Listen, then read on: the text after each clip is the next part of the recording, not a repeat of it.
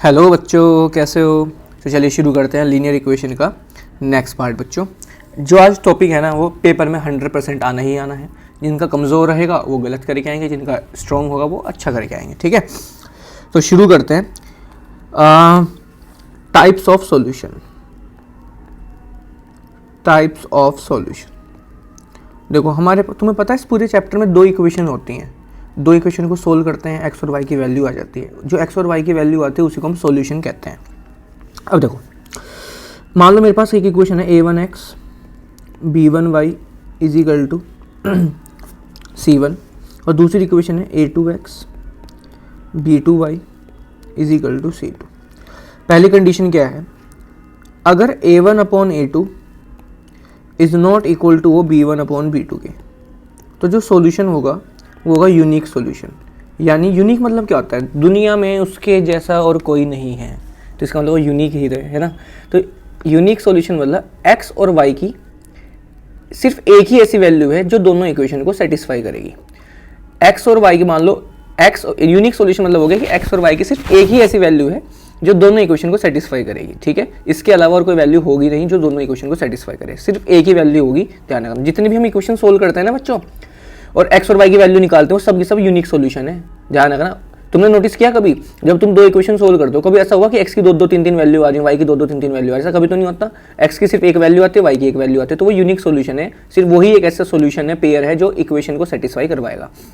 तो ध्यान रखिएगा, तो यूनिक सॉल्यूशन, समझ गए। और अगर मैं इन्हीं 2 इक्वेशन को, मान लो 2 इक्वेशन है जिनका यूनिक सॉल्यूशन है, मान लो 2 इक्वेशन है जिनका यूनिक सॉल्यूशन है, जो यूनिक सॉल्यूशन की कंडीशन को फॉलो करते हैं। अगर मैं उन दोनों इक्वेशन को ग्राफ पे प्लॉट करूँ ना बच्चों, तो ध्यान रखना, 2 लाइंस बनेंगी और दोनों लाइंस इंटरसेक्ट करेंगी।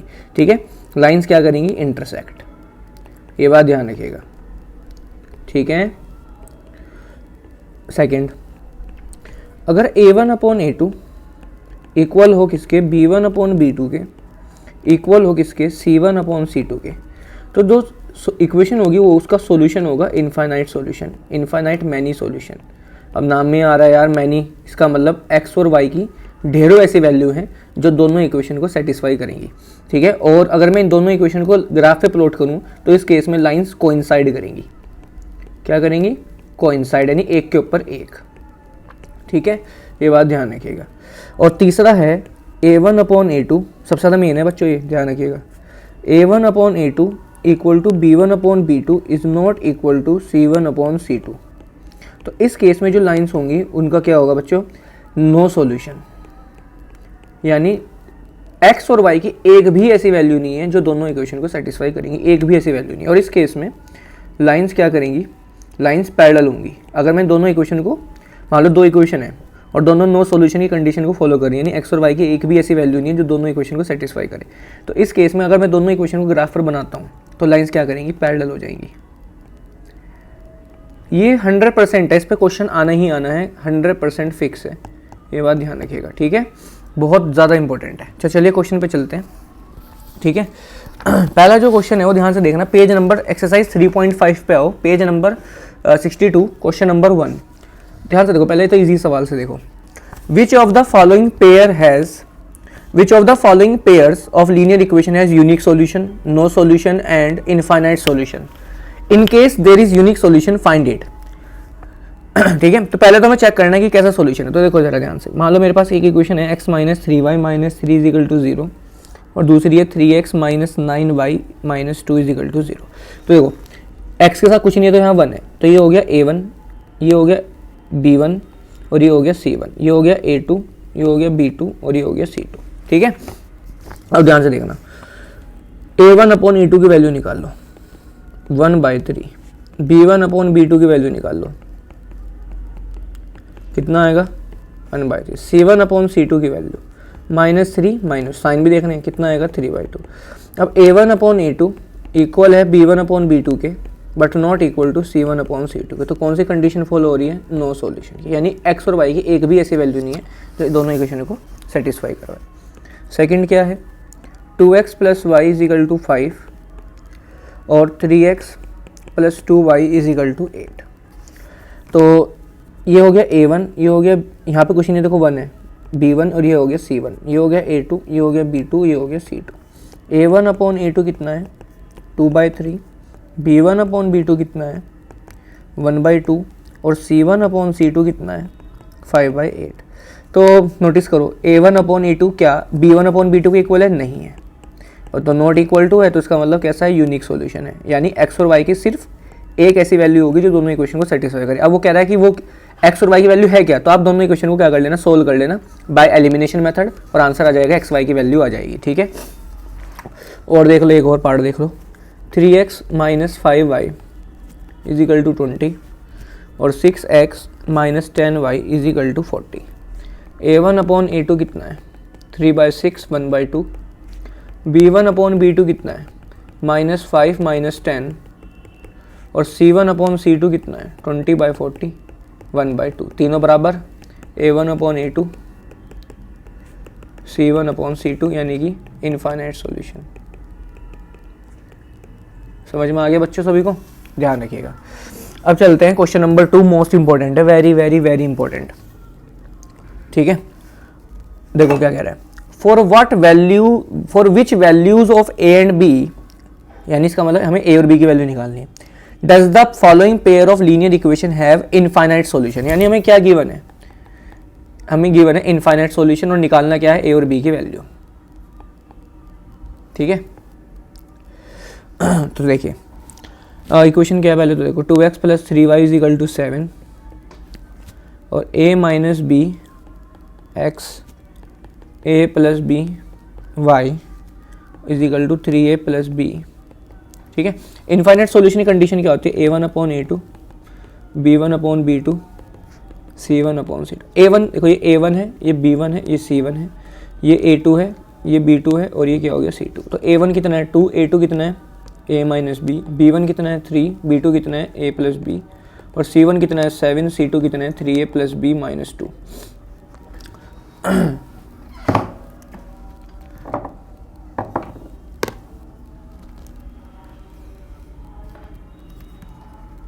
ठीक है, अब ध्यान से देखना, अब हमें क्या करना है, पहले इन दोनों को पकड़ लो, आपकी मर्जी है, तीन में से किसी भी दो को पकड़ लो।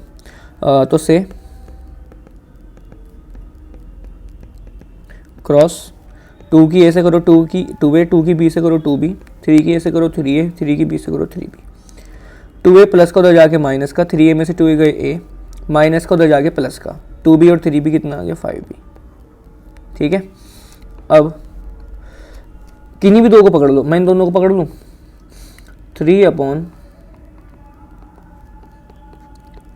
+ b क्रॉस 3 की 3 से करो 9a, 3 की b से करो 3b, 3 की 2 से करो 6, 7 की a से करो 7a, 7 की b से करो 7b, प्लस का उधर जाके माइनस का और ये प्लस का उधर जाके माइनस का, 3b में से 7b घटाना यार ज़रा, 3b में से 7b घटेगा माइनस का 4b और माइनस का 6 उधर जाके प्लस का, आगे दो इक्वेशन।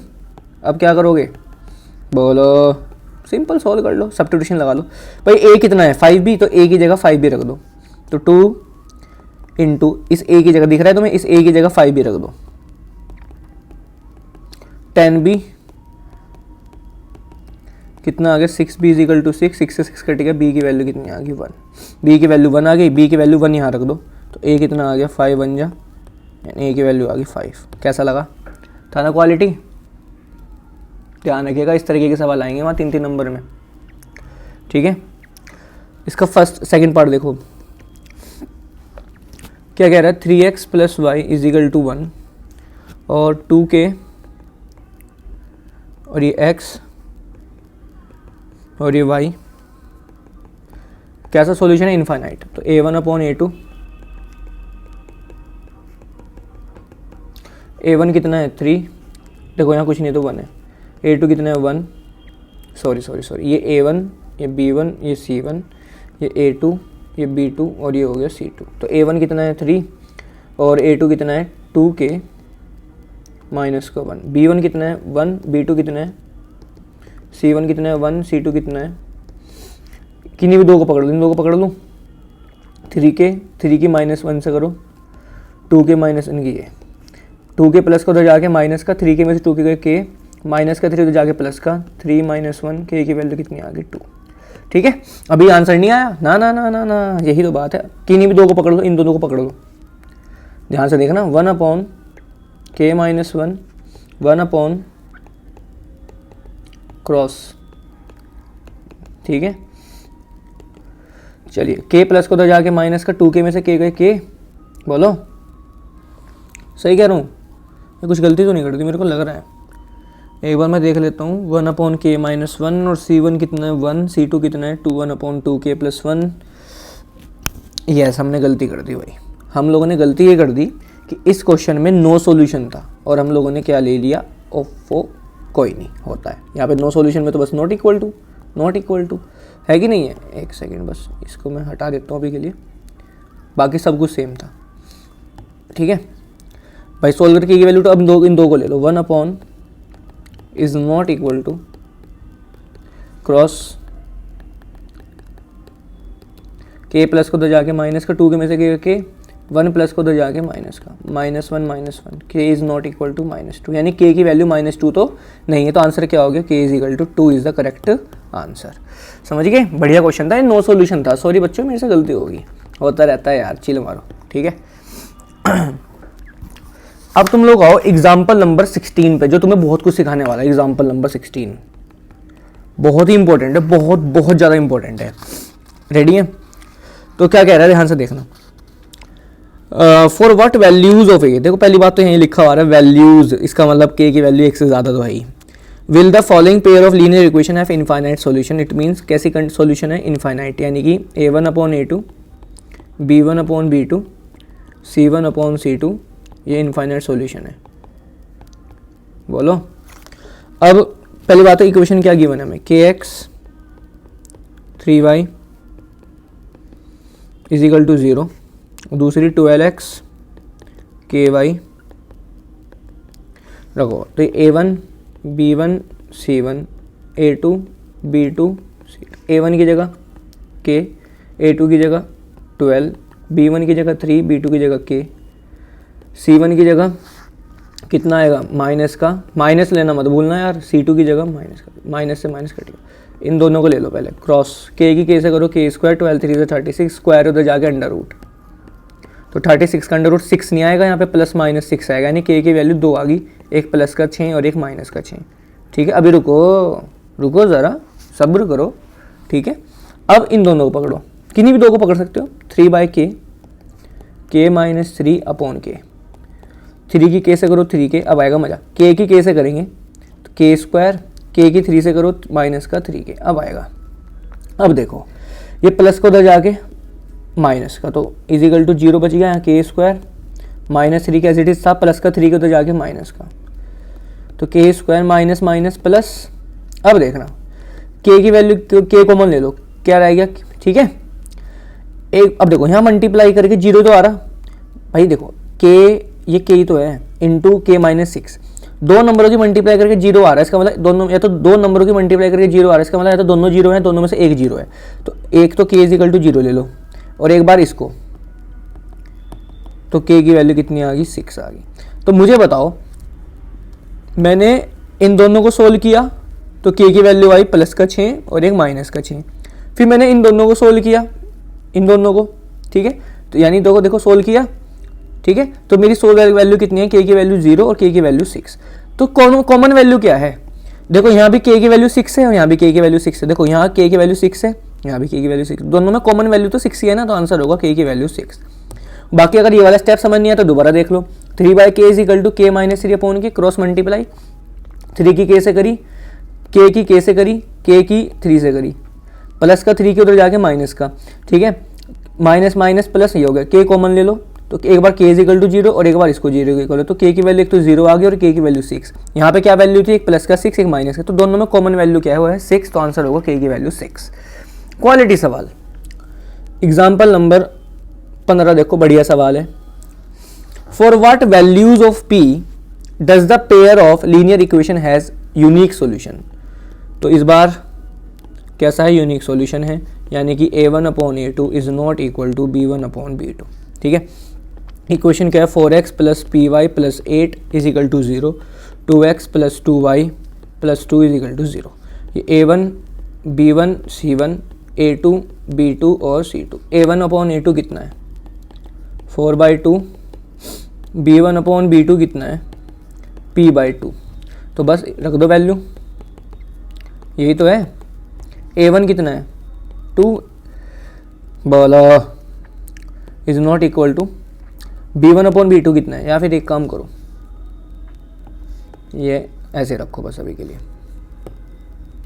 ठीक है। A1 कितना है 4, A2 कितना है 2, B1 कितना है P, B2 कितना है 2, 2 से 2 कट गया, P is not equal to 4। पता क्या कह रहा है ये कि P की वैल्यू सब कुछ है।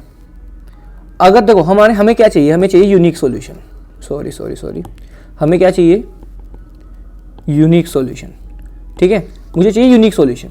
तो उसने कहा P की वैल्यू क्या लूँ ताकि यूनिक सॉल्यूशन आ जाए। पता क्या कह रहा है, इसका मतलब क्या हुआ, इसका मतलब क्या हुआ, इसका मतलब हुआ कि P की वैल्यू 4 नहीं होनी चाहिए, 4 के अलावा कुछ भी हो हमेशा यूनिक सॉल्यूशन आएगा, बट P की वैल्यू 4 नहीं होनी चाहिए। अगर P की वैल्यू 4 होगी तो यूनिक सॉल्यूशन आने वाला नहीं है। और एक बार चेक करें, चलो मैं देखता हूँ कि अगर मैं P की वैल्यू 4 ले लूँ तो क्या गुना कर दिया ऐसा 4 ने। P की जगह देखो मैं P की जगह 4 रख रहा हूँ, ठीक है, और 2x प्लस 2y प्लस 2।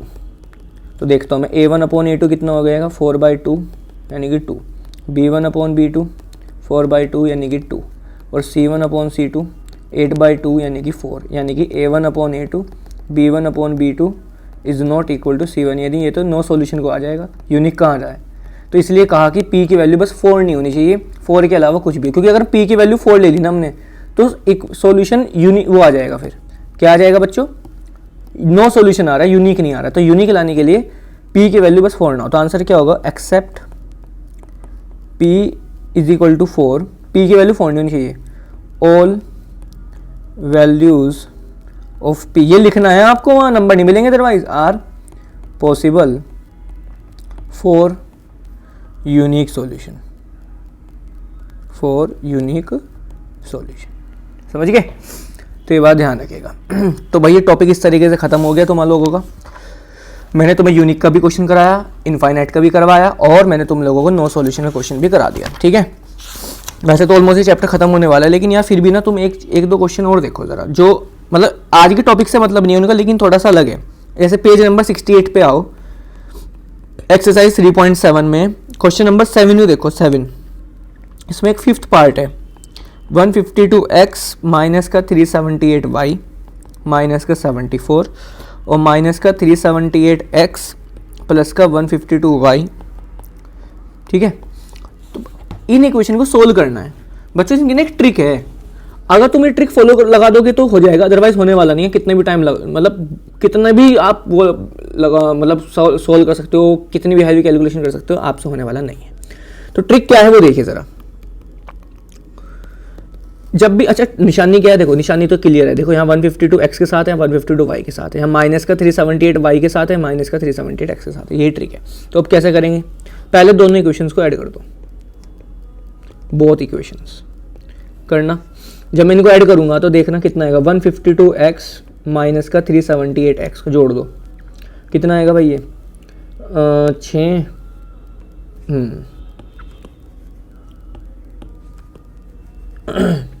कितना आएगा, दोनों को जोड़ो, माइनस का 226x, इन दोनों को जोड़ो, कितना आएगा माइनस का 226y, इन दोनों को जोड़ो, माइनस 74 माइनस 6 पर माइनस का 74, माइनस का माइनस माइनस प्लस, सही है।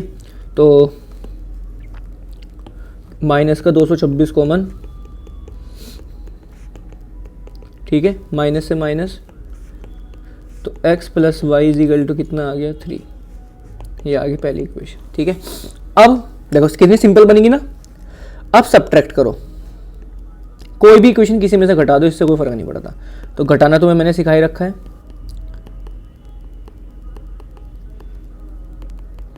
यही तो है।